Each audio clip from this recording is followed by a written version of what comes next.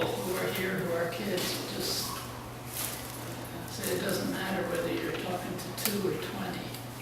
They're just wonderful, wonderful people. I grew up many, many years ago before any of you in this room were born. And I grew up in Orange. I went to grammar schools in Orange.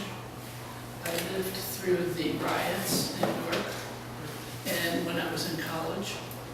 And I decided that I was going to speak to you about attitudes. God Creator is symbolic in the stripes that go around this room and the crepe paper design that go up the poles. It's all one unit and it's all intertwined. And it's one unit. And when we come from the Creator, we continue that life of the Creator. So you're not just you are part of the Creator. And our big job in life is to have that understanding and that attitude. I want to tell you a few stories that could have changed my attitude tremendously. When I was a kid in the 3rd grade, we had boys and girls in the classroom. And I had a teacher who I think was a little mentally disturbed.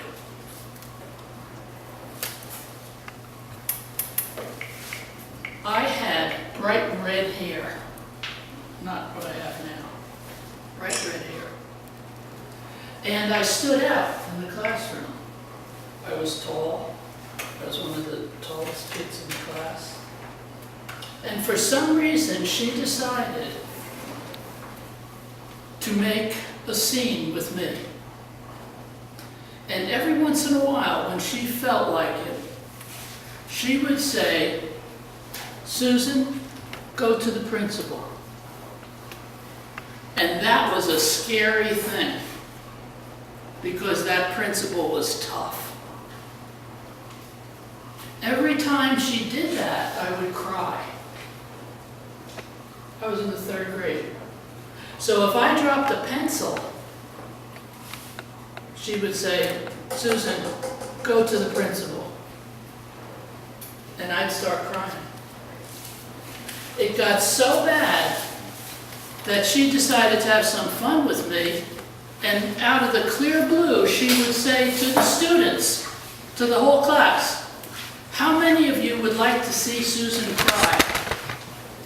And the boys would go, "Yeah, yeah, yeah, yeah, yeah." And she would say to me, "Susan, go to the principal." And I would cry. And they would have a good time laughing at me. Could I have had an attitude? I could have had a big attitude. And could I have given up on myself? Could I have hated myself? I could have. But one day we were in the lunchroom, and she decided to do the same thing. She was in charge of the lunchroom, and she said, "Susan, go to the principal." And for some reason, my attitude had changed, and I just sat there and I just did nothing. I didn't cry. I just sat and did nothing. And she never did it again. Who changed? Her? No. I changed. I decided that I was good enough to take charge of myself and not have anybody else turn me around and make me sad and depressed. And then another story was when I was in the 8th grade. And you know how they had patrol boys and girls keeping the lines and keeping kids safe?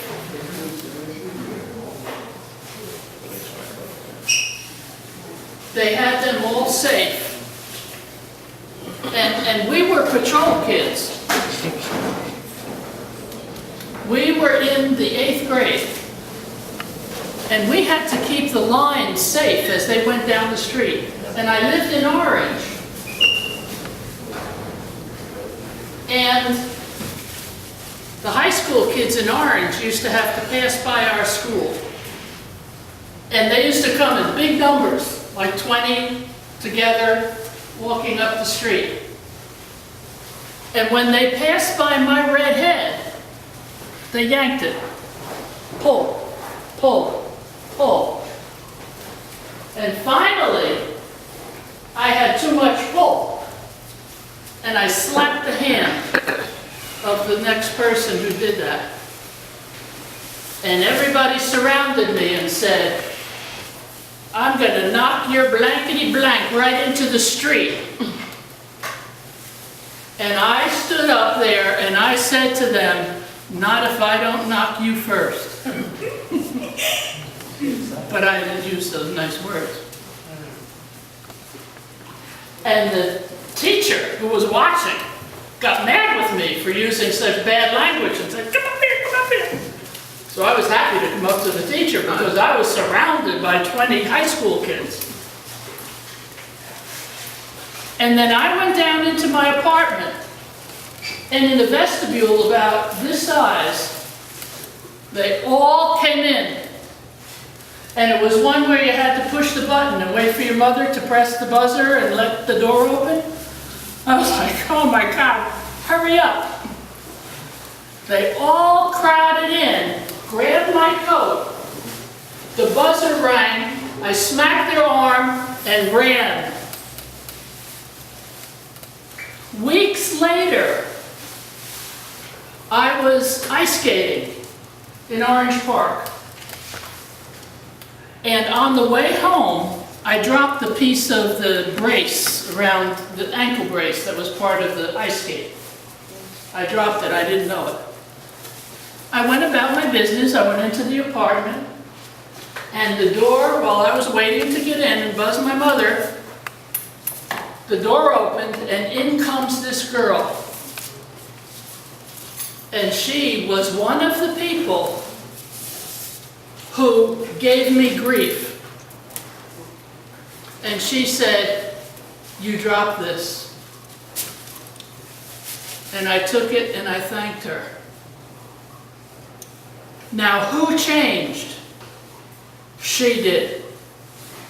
She went from being one of that gang, and she must have had some kind of thinking between being with that gang of kids and then seeing me dropping something and coming in. She must have had a change of attitude and said, I'm going to be nice to this poor kid. And she decided to be nice. She changed. She changed her attitude. So those were bully situations, weren't they? And they required a change of attitude. So when you guys have classmates or yourselves, you have to ask yourself, what attitude should I have that maybe I should change to become the kind of person that God wants me to be so that I could bring God's life? Did that young girl who gave me that thing that I dropped, was she giving God's life to me? Yes. We are the ones who have that opportunity to change our attitudes. When we are in tough situations, sometimes we think other people should change, when it's really us who need to take a look at ourselves and change our attitude. Last story. I was principal of Project Link Educational Center here in Newark on Irvine Turner Boulevard. And we used to know the kids all the time.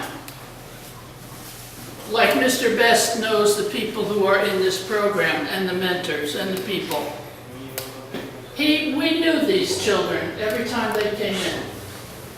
And this one boy came in one day, and he always had glasses, and he did not have glasses. And I noticed that he had two different shoes on. And he just went about his business, went to class, and after a while I got a note from a teacher saying, "James is acting up. What should I do?" I said, "Talk to him. Let me know how it's going." So I wrote that note and I sent it back with the child. She sent another note down to me a little bit later and said, "James threw his math book across the classroom." I said, "It's time to send James down here to me." So the student who brought me the note went back and got James, and James came down and sat in my office. And James is a very quiet kind of person. And he sat down in a chair that had arms on it. And there was a plastic, in those days we had typewriters. We didn't have iPads, and we didn't have laptops, we didn't have computers.